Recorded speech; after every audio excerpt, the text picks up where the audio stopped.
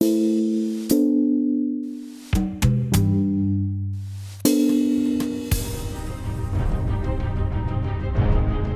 are you?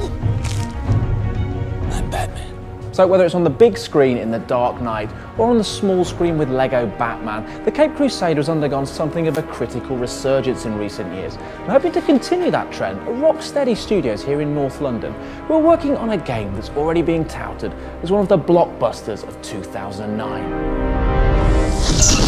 When you've been around for 70 years, you can be forgiven for not always being on the top of your game. Nice outfit. That's certainly been the case with Batman, and the quality of the games has often mirrored that of the movie interpretations of this comic book veteran.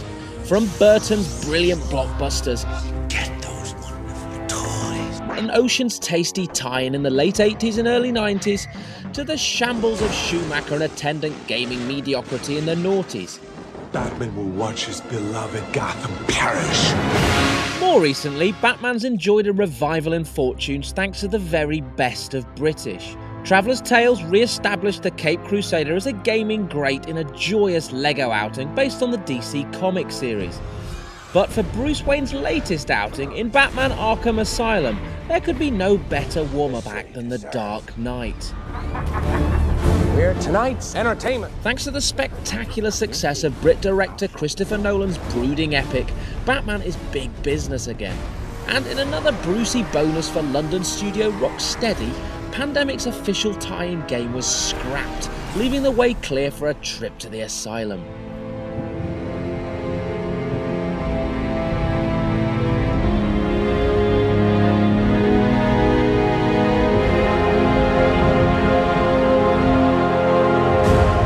I think what was good for us is that obviously they have a sort of similar take, the sort of kind of mature, sort of quite dark take on Batman.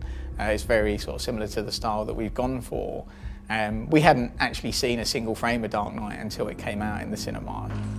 Welcome to the madhouse, Batman! I set a trap and you sprang it gloriously! That's something they did brilliantly in Batman Begins and The Dark Knight, and something we really wanted to get across in this game was this kind of psychological torment of the character, the fact that he's driven in a way, you know, beyond anything that any of us can understand, and he's driven himself to kind of physical perfection and mental perfection to kind of take down, you know, he's sworn to take down these forces.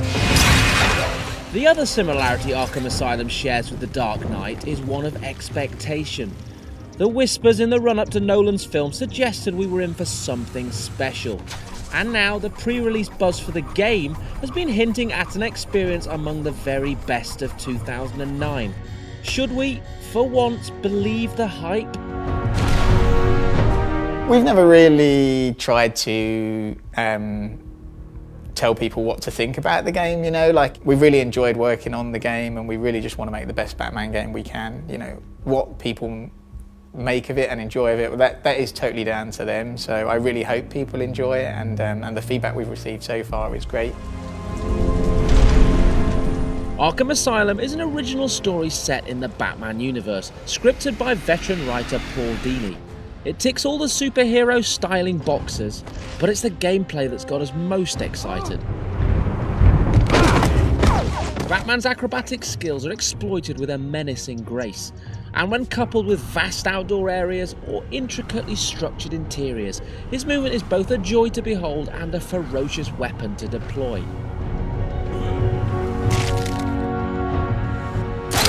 And though he can't fly, fire candy floss out of his wrists, or warp into a pea green man mountain, the one thing Batman never leaves home without are awesome gadgets. And arguably the most important gadget at his disposal is Detective Vision, a visor which highlights enemies and key objects in dark areas, even through walls. It's a trick borrowed from Metroid, and a core component of stealth gameplay that requires you to plan your assault on armed goons rather than steaming in fists flailing. Although he is still rather tasty in a scrap.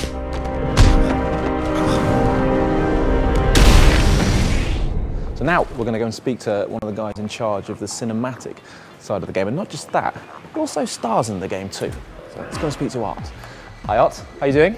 Hello, nice to meet you. Nice to meet you too. Actually, I do just about a little bit everything in regard of cinematic. I acted as Joker, Batman, Harley at some point. Here, this is actually one of the biggest scenes in the early chapter. So basically, this is the top view of the world, and this is the view that's getting featured through that camera right here. So here you see where the camera is backing out from the character. He's walking towards us. So I scroll the time bar along, you can see the camera is tracking them. That's how the finished article looks. Now let's see how they got to this point. We had the concept art. We then have to make a high detail version of the model. This allows us to do all the wrinkles, all the little details, and then all that detail comes through in the low poly model. We take the low poly model and all the textures into Unreal, and here we have the final product. We'll basically be given, say, a couple of months to build up the environment using the assets we have. What we do is we build a sort of basic structure of the levels, which is in this stuff called BSP, which is a basic building block. It's just square blocks of geometry that we'll then build up with assets to make it look nice. I like the fact we're not limited to the sort of Dark Knight franchise. I think it's like our own IP near enough. We sort of do what we want, we pick the best bits from the Batman universe and just go ahead and build. The in-house talent is backed by some top celeb names, with Luke Skywalker voicing the Joker, a role he played in the animated series. Hey, Sharpie. Love what you've done with the place. Yo, Frankie, how's the wife and kids? You miss me? Shut it, clown! A lot of people here really want to talk to you. That's our thing, yeah. So it's a tiny little bit of kind of musical sort of DNA that is in every bit of music in the game. Mm-hmm. Really, what we've got is one theme. We've got like a monothematic game, and that theme changes depending on what you're doing. The storyline of the single player is being kept under wraps for obvious reasons, but Bat fans can expect to bump into some familiar faces. Additionally, challenge rooms offer up a chance to hone skills and take your place on global leaderboards. And PS3 owners will be able to tackle these areas from a very different perspective as the Joker. It is, because Joker, there's obviously only certain things he can and can't do, and he doesn't have all the technology that Batman has, but then he doesn't have the same kind of moral code that Batman has, so it does make a difference to how you play and approach the game. The Joker will be a day one download exclusive to PS3. As for other playable characters further down the line, I can't really say. For the team of 65 in their swanky North London studio, the prospects look good. And if the CVs aren't piling in already, they will be once people see the disco toilet. Right, as you can see, the studio is pretty damn cool, but the vibe carries as far as the toilets, believe it or not. So just follow me in here. If your bowels are beginning to swell with ready-to-pass foods and you're making a rush for it, this is what you have to look forward to. Neon disco lights in the toilet, kind of cool artwork everywhere. What you can't experience, of course, is the really bad smell. The kind of smell you only get at a development studio. Let's get out of here. Jesus, I feel sick.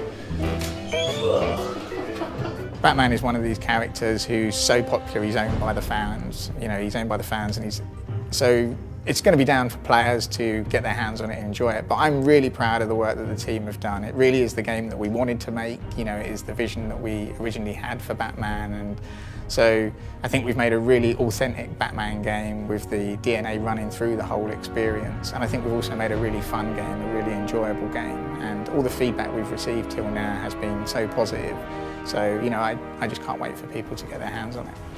Batman Arkham Asylum is coming to Xbox 360, PS3 and PC on August the 28th.